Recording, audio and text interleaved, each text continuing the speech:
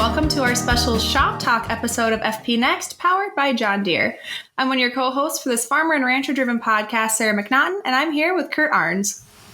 Hi, Sarah. Yes, we're powered by John Deere, so for all of your equipment and technology needs, see your local Deere dealer. Well, Sarah, we talked in our last episode of FP Next all about prepping your planter for spring, but what about when your planter's ready and you have to make sure that you are ready for the long hours? That's always an important thing and an important part of our conversation to keep everyone safe, functioning well, and maybe most of all, sane during this really what can be a chaotic season. Absolutely. And of course, since we're about to get into one of the busy seasons here in the Northland, which is spring planting and those who are calving or about to start calving, some of our southern friends might have already been in the field long before now, and calves may have been dropping all year long. We're still going to discuss some important things about taking care of our minds and stress, which we can do all season long. You know, Kurt, I think each season we keep saying that we're expecting to take it slow and it's going to slow down pretty soon, but in reality, it just feels like there's a train that's like speeding up and taking off without us. Yeah, there's really no off season for farmers and ranchers, as most of our listeners know, and especially if you have livestock. And so you just go from one season to the next. The hours are different. The tasks are different, which is good. But often the stress is there no matter what. When I was farming full time, we had small grain, so like fall planted wheat, but also oats and rye. So we had to get those in before we could even think about corn and soybeans. And we were always fighting snowstorms. But I've always truly loved spring. I mean, spring, mostly because of the baby calves, I think. We calved out on pasture close to home. So there's something special about, going out in the morning and seeing all those baby calves sacked out, sunning themselves on a side hill. It's just one of the best things. And that's part of the reason I enjoyed spring. But also planting time. It was hectic. Yes. Stressful. Yes. But if there weren't any breakdowns, you felt like you were actually getting something done. And, there's something to be said for a feeling of accomplishment. Plus, the days are getting a little warmer, the breezy days, a great change of pace from the blizzards that we're used to up here in the Northland during the wintertime. I think you got to keep a lot more of those blizzards this year than we did, Kurt, so I won't complain. But the nice spring weather is always a nice reprieve from the cold temperatures. And so for my family, we kind of go from traveling for ag trade shows in like the wintertime or driving around any of those snowstorms.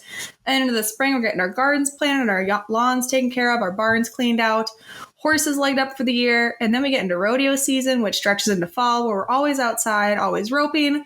We always try to get in a couple camping trips, and then we're into the harvest time coverage here at Farm Progress. And our whole team, including our guest today, is heading out to the shows like Farm Progress Show and Husker Harvest Days. And then we're into the holidays and Christmas, and then we're right back through the cycle. How does your year usually look like down in Crofton? Well, it was calving, planting. Then right away you were in first cutting alfalfa, and then it was small grain harvest. And the big thing about our summers, if we want to talk about summer, we live along West Bow Creek, and we had 5 creek fences that were going across the creek that we had to keep our cattle in the pasture.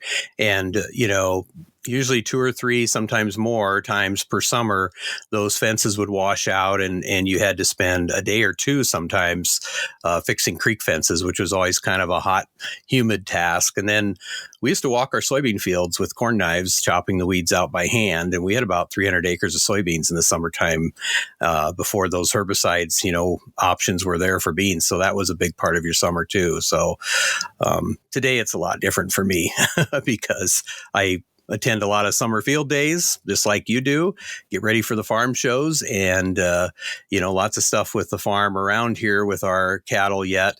But baseball is also a big part of summer for us with our sons playing. So that's how our summer rolls. I know I've heard a couple of your stories about being a cross-country parent and how you have to keep running the whole time to make sure you can see your kid run by. That's got to keep you pretty busy too. Yeah, the only time I run very fast is when a cow's chasing me. So, And of course, our lives are always going to stay busy, and they'll feel like that train will just keep chugging along whether we're ready or not. And that's why we're super excited today to have Prairie Farmer Associate Editor Betty Haynes here with us today to talk about how she manages her role with Farm Progress, raises corn, soybeans, cow-calf pairs along her husband Dan and her family in Menard County, Illinois, plus being a mom to her daughter Claire and the cutest corgi who we always get to see on our work calls, and keeping it all on track. So welcome, Betty, to FP Next. Thank you guys for having me on today. I think talking about stress and safety in these busy seasons is really a current topic, especially here in Central Illinois as folks start pulling the planter out of the shed for the season. Yeah, Betty, and you know as well as anyone, for everyone that you've interviewed, and you just have to look out your window, I'm sure. You've been with Farm Progress for just over 2 years, but you actually came from the commodity group side of communications world. So can you tell us a little bit about your professional life, before you joined us here with the Farm Progress family? I did. Before I was hired at Prairie Farmer, I worked at the Illinois Beef Association as editor of Illinois Beef Magazine and their director of communications. I've got a master's from the University of Illinois Springfield and a bachelor's from the University of Missouri. Go Tigers, where I met my husband, Dan.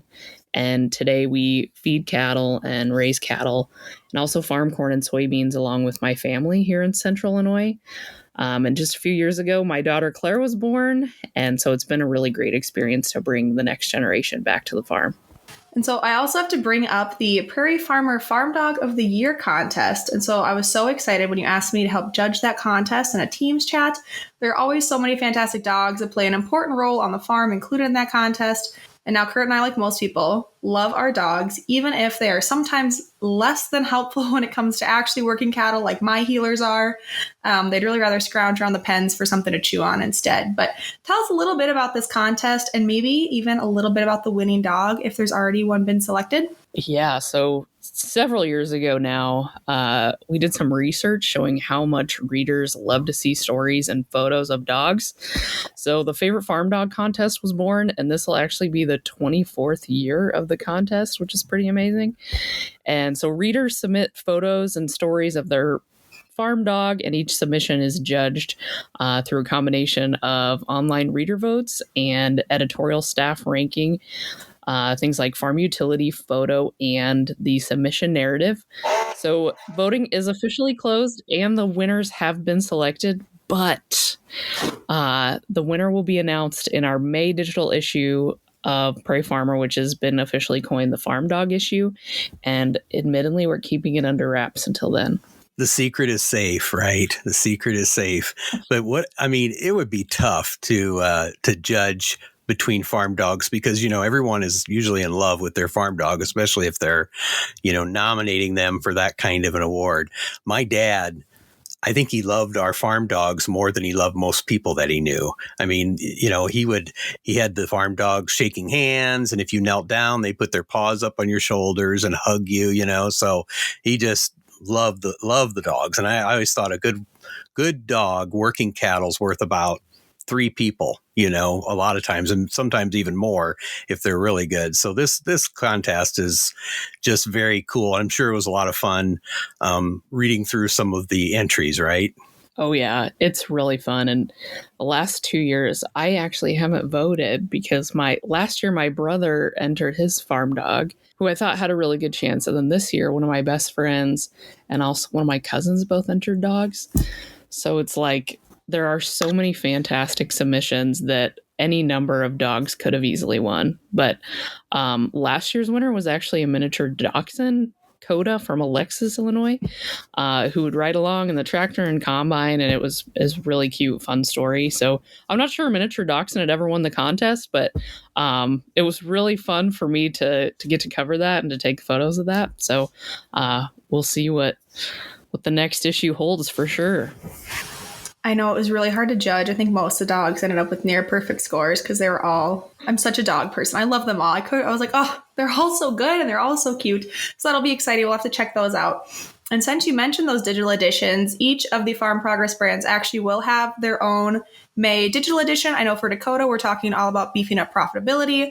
Kurt, what's the Nebraska Farmer May digital edition about? Yep. Our cover story for the digital edition is on cow costs and understanding, what a cow really costs you to run for a year and, where you can cut costs and where you can't. And then we've got a bunch of beef copy in our digital edition as well. So you bet we're covering beef very well. Always in the West. And we'll make sure to have those those linked of where you can find those in the episode description as well. And Betty, while we're talking about kind of what we're covering, one of your columns that I always get emails or phone calls about is your Where I Come From column, which is one of my favorites that we have across all the Farm Progress brands. You talk about your life with your most recent installation, talking about how you've just bought a place next to your home farm and will be going back to the farm in that transition. And of course, you also play an integral management role on your family farm alongside your husband when you're not working at Farm Progress. How do you manage filling those dual and even triple time roles? Well, I don't know that I have a good answer for this, honestly, but getting to write about it and Where I Come From has been such an amazing project because, like, for instance, this last column, when I wrote it, I was thinking, this isn't that good. No one cares about this. This is just like Betty complaining. And the reader outpour of support and reassurance that what I'm going through is something that really resonates with them and something that they've experienced on the farm is just invaluable, right? Like something that I feel like I've learned having a column is that it seems like readers are really hungry for authenticity. And so Where I Come From has been a really good place to practice being my most authentic, vulnerable self. And somehow writing that to thousands of people is a lot easier than talking about those hard topics, right? You wouldn't think that because it just seems like, I guess it's just easier to share with people who, are your friends, but they're readers, and it's funny because it seems like we're all kind of coming from the same place. And a lot of times the same thing you're thinking is resonating with readers too, right? Right. And last summer, my daughter actually had a seizure and it was like super traumatic for our family, and she's totally fine now and totally healed. But that column, I had written about that experience and just the overflow of just love and support from readers, and just it's really amazing. And then after we went to see a pediatric neurologist who told us that the next, the 6 months following the seizure would be, if she was going to have another one, it would likely happen in that period if it was something that was going to be reoccurring. And so I never really dwelled on that date, but I had a reader check in almost 6 months exactly past that date and ask how Claire was doing. And his message was, oh my gosh, I'm actually getting teared up thinking about it, but his message was we made it. Yikes. I'd be so emotional. Don't say yikes. I'd be so emotional if it was my kid. I don't have kids, obviously, but if it was, I get emotional about my dog. So I couldn't imagine it being your child. You get in a situation like that. Yeah, Betty, we love your column in Nebraska Farmer too. We run it every single month on our Rural Life page, as I know Sarah does. And so I think we'll have a link in our program description today, probably to your columns. So our readers, if they haven't caught it, they can go back and find you online because it's just very personal stuff, but it all resonates with our listeners very well. With little children on the farm, it can be a lot of fun. I'm sure you have a ton of fun with Claire on the farm. Our kids, when they were little, loved to ride in the buddy seat in the tractor and the combine, curl up with their blankets. And those are great remembrances for me. Our son, Zach, when he was little, he really liked to ride the combine during wheat and oats harvest in the summer. And he'd watch the grain tank, let me know when I needed to dump. And he'd really get on me if I let it get a little bit too full once in a while. They'd bring their toys in with them. And it was a great time of bonding, but managing kids and farming at the same time can also be hectic. And I'm sure throw the writing thing in there and you are very, very busy, and you also want to keep your kids safe around the farm. So how do you manage all these tasks and with the kids on the farm, keeping touch during chaotic times of the year and staying safe and, managing your time too, I guess?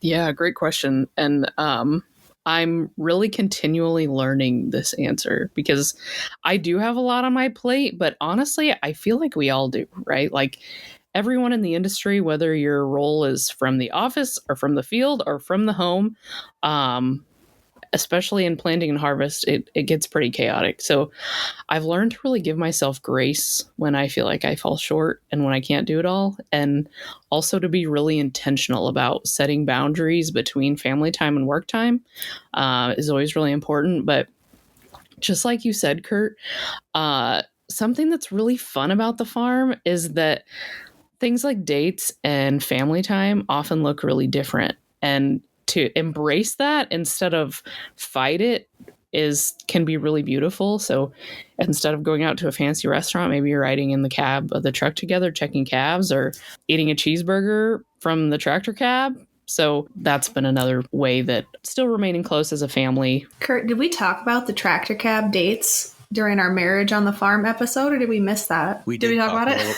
We did talk a little bit about that kind of thing because, when you work where you live and live where you work, that's kind of the way it goes. And sometimes those are the best. So, yeah. And I know another big thing about busy season we always talk about here at Farm Progress is staying safe on the farm. There's always way too many accidents going on, and a lot of them can be controlled and some of them can't and are just unfortunate circumstances. But some of the top safety precautions that I'm sure we've all heard to keep in mind during busy season includes transporting equipment to the field safely, making sure you're following state-specific travel safety requirements. Stay healthy, give yourself enough breaks and rest during those busy seasons, stay hydrated and eat healthy. Inspect your space by looking critically before planting, and don't forget to check out your equipment.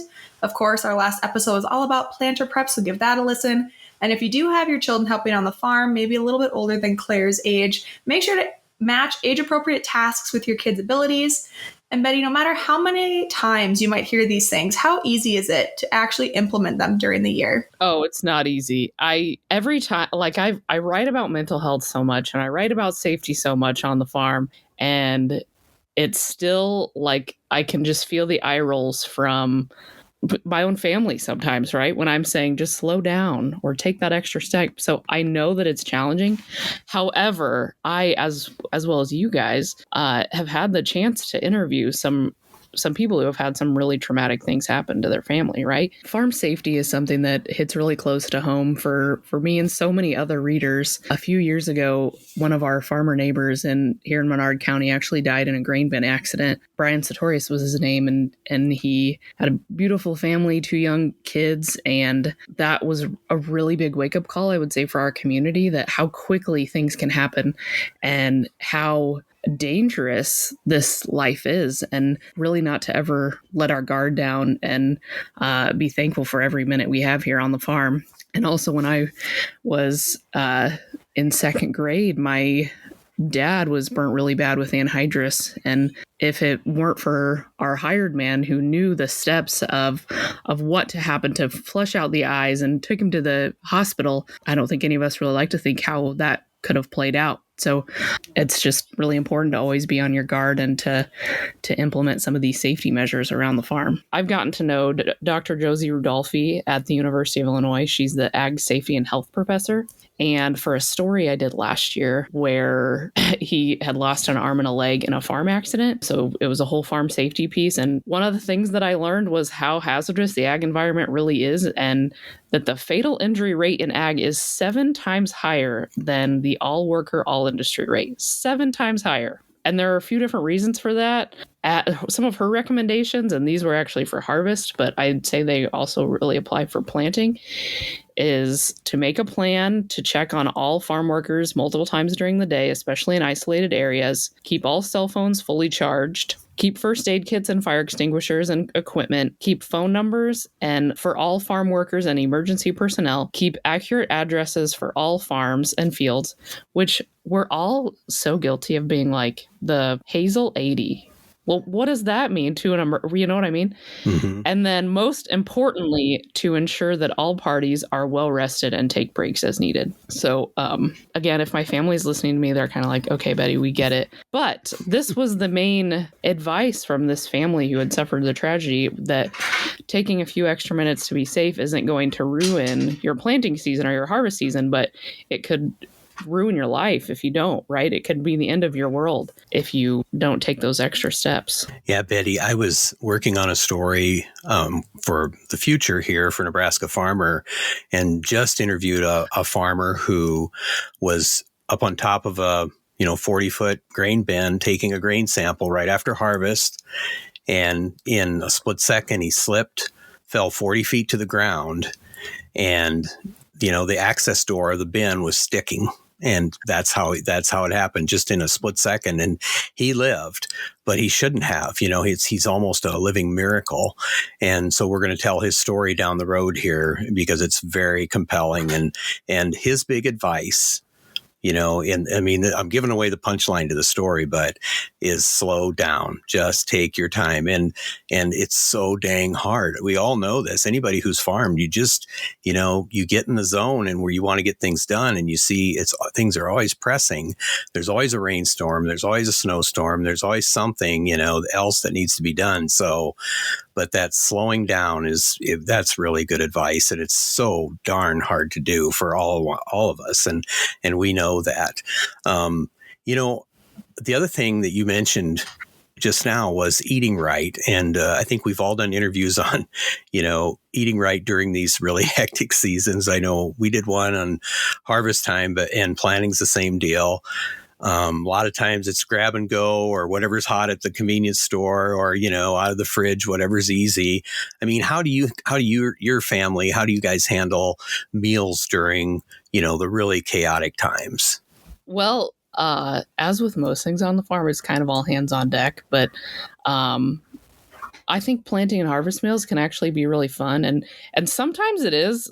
Fun means like a pizza party and use your Casey's rewards to get a bunch of pizzas, but it also could be a home cooked meal that you take to the field. And that's a nice opportunity to slow down and maybe touch base and just reconnect with your family and the people that you're working with, even if it's just for a few minutes, is something that we try to implement throughout the year. So it sounds kind of like with your family, it's kind of like those branding day meals where everyone comes together.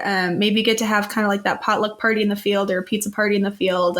Just really get to come together over everyone's favorite thing and just kind of relax and decompress from the tasks a little bit. Speaking of all those tasks, how does it work on your family's farm with the multiple operators you guys all work, divvying up that work? And how do you determine who's taking what task during the busy season to make sure it all gets done? So normally Dan and I are really the natural leads for the livestock side of the farm. And then my mom and dad and brother and sister-in-law normally take the lead on crop decisions. However, during planting and harvest, it's really all hands on deck. Whatever needs to be done, everyone just steps in. And that truly means every member of my family. I really don't work every day on the farm. However, if I have to make a parts run last minute or bring a meal to the field, everyone is able to contribute in their own way. So, Betty, if you had one piece of advice for farmers and farm families during planting season, how to survive the sanity part of it, what would you say? Do what you can, do your best, and leave the rest to the Lord. And I really mean that. In our profession, there are so many things that happen that are out of our control, right?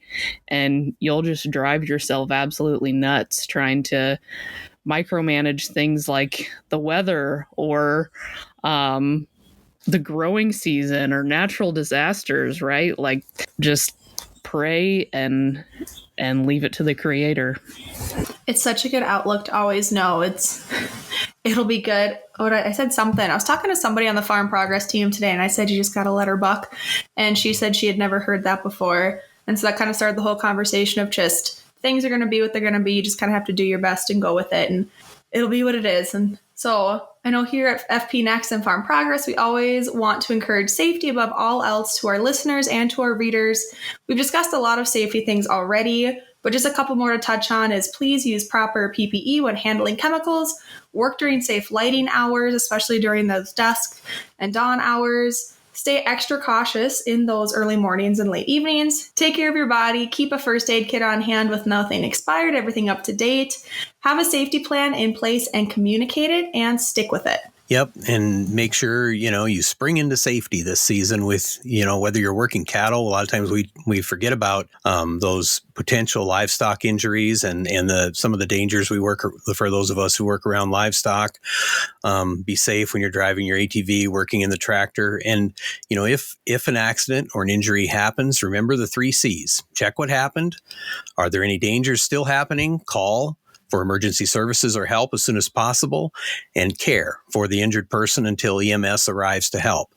Among many of our Farm Progress publications, we are running a column called For the Health of It, and that's covering basic and simple steps for staying healthy and safe on the farm. This is written by Ellen Dyson, who's the coordinator of the Central States Center for Ag Safety and Health through the University of Nebraska Medical Center. It's really practical advice. We're also running the Spanish version of that column online as a great resource. So we'll add a link to the most recent For the Health of It in our podcast descriptions. Well, Betty, we want to thank you again for joining us today during this, busy season. We look forward to reading your next stories about how your planting season went. And we wish you and your family a safe, healthy, and productive growing season ahead. Thank you for having me, guys. And just to reiterate, there is no farm without the farmer. So take care of yourselves out there. Great advice. Great advice. That's right. Be safe. Well, that's it for this Shop Talk episode of FP Next, powered by John Deere. To our listeners, we want to thank you for tuning into this episode, allowing us into your tractor cab, your truck, on your farm, in your shop, and in your fields. A special thank you, as always, goes out to our digital production and marketing team members who put in a lot of work with us. And we'll add links to the stories from Betty in this episode description, which will include her latest column, as well as information on the Prairie Farmer Farm Dog of the Year contest.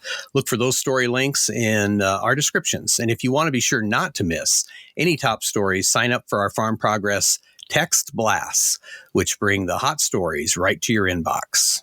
You can sign up for those test alerts by texting FARM, F-A-R-M, to 20505. Be sure to follow Farm Progress on social media to stay up to date with ag news and more, and check out the digital edition of your regional publication at farmprogress.com. Make sure to tune into our next episode of FP Next, which fits very well into our episode today, where Kurt and I will talk about all things, including the importance of a good relationship with your local vet and some of our favorite farm dogs and their stories. Yes, we all love our farm dogs, so we never miss an opportunity to share about those dogs and our favorite farm dog names, and maybe even hear from our listeners and readers about the dogs they work alongside with them on the farm, so you won't want to miss it. And also a final reminder to check out those digital editions coming out in May from each of the Regional Farm Progress brands. And of course, make sure you tune in to Prairie Farmers to make sure you find out who is the final winner of that Farm Dog of the Year contest. Follow along with FP Next by listening and subscribing on your favorite podcast platform or YouTube or Farm Progress online. And be sure to leave us a review if you enjoy the show. Sarah, you always say 5 stars or nothing. Definitely. And remember, if it's agriculture, your friends at Farm Progress have you covered. Here's wishing you high yields and good weather. We'll see you next time.